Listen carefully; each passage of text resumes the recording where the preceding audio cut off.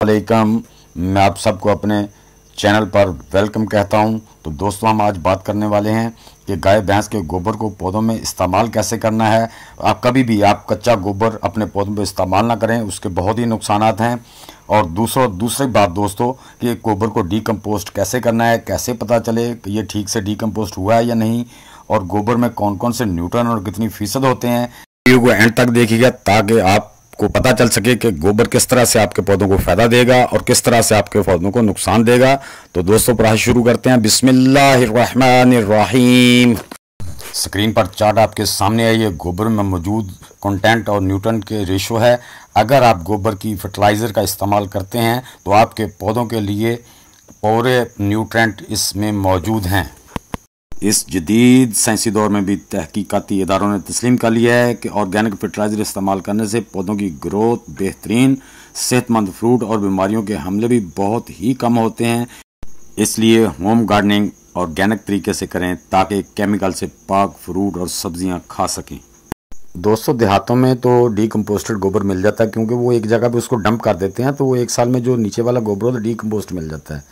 तो यहाँ पे मैं गया ज़रा शहर में चक्कर लगाऊं कि नर्सरियों में हमें जो गोबर लोगों को दे रहे हैं ये डीकम्पोस्टेड भी है कि नहीं। लेकिन मैंने देखा अक्सर के पास तो कच्चा था, कईयों के पास यानी कि थोड़ा बहुत गला हुआ था, यानी कि मुकम्मल डीकम्पोस्टेड गोबर नहीं मिला। तो बात ये नहीं कि 1 साल पुराना या 2 साल पुराना है, ये अगर हम इसको डंप ना करें तो ये 2 साल भी पड़ा रहा है तो डीकम्पोस्ट नहीं होता। दोस्तों, डीकम्पोस्ट तब ही होगा जब हम डंप करेंगे या उसको पहले दिन से डंप किया जाए, तब ये डीकम्पोस्ट होता है। तो जो हम नर्सरी से गोबर लाते हैं उसको ले आना है, ला के अपने घर में उसको, अगर तो वो बारीक ही होता है, अगर उसमें कोई मोटे डेले आ जाएं ऐसे जैसे मेरे हाथ में है तो इनको तोड़ के ज़रा डंडे की मदद से या हाथ से इनको ज़रा बारीक कर लेना है। बारीक करने के बाद आपने इनको नमी देनी है, मॉइस्चराइज देना है, मॉइस्चराइज्ड कर देना पूरे को। उसमें पानी से शावर लगा के उसमें से पानी नुचने वाला नहीं करना, यानी कि उसको सारे में तकरीबन ये पानी देना है, उतना ही देना है जितना वो आपका जो है ना उसमें नमी चली जाए सारे में।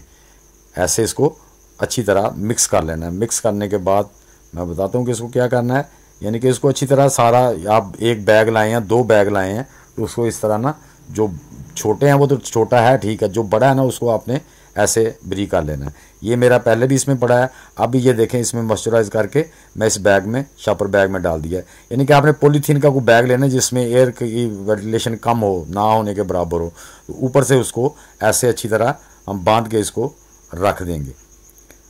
हाँ जी, इसको अंदर से बांध के रख देंगे तो ये इसमें कुदरती तौर पर अंदर बैक्टीरिया पैदा होगा और इसके अंदर फंगस लगेगी और इसके अंदर वर्म पैदा होंगे, तो ये खुद ब खुद डीकम्पोस्ट होना शुरू हो जाएगा।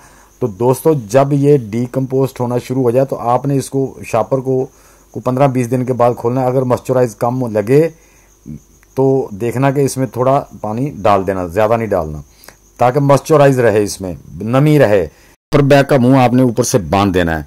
इसमें बैक्टीरिया पैदा होगा, इसमें वर्म पैदा होंगे और इसमें हीट पैदा होगी, फंगस लगेगी, और इसमें से जो बैक्टीरिया, जो चीज़ें हम पौधों के लिए सही नहीं है वो खा जाएंगे, कुछ वो वर्म्स खा जाएंगे, कुछ फंगस लगने से ये तकरीबन 3 महीने में अच्छी तरह डीकम्पोस्ट हो जाएगा। अगर आप उसको निकालें, उसको चेक करें, तो उसका मैं तरीका बताता हूँ कि जब आपने चेक करना है तो इसमें आप जब तैयार हो जाएगा उसमें फंगस नहीं होएगी, ब्लैक हो जाएगा सारा, वाइटनेस नहीं नज़र आएगी आपको।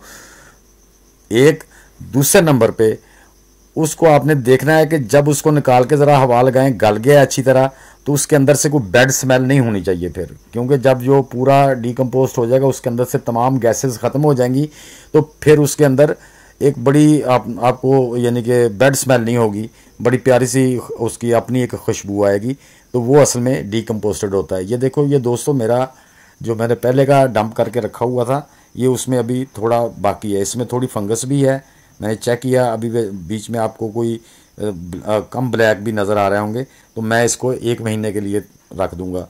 तो कोई बात नहीं, 1 महीना और लग जाएगा, लेकिन मेरे पौधों के लिए बेहतरीन हो जाएगा, मेरे पौधों को कोई नुकसान नहीं पहुँचाएगा।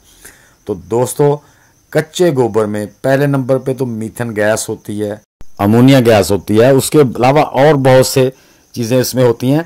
तो ये एक कोई भी चीज़ को दूसरी चीज़ में कन्वर्ट करने के लिए उसका एक साइकिल होता है, उसका टाइम पीरियड होता है।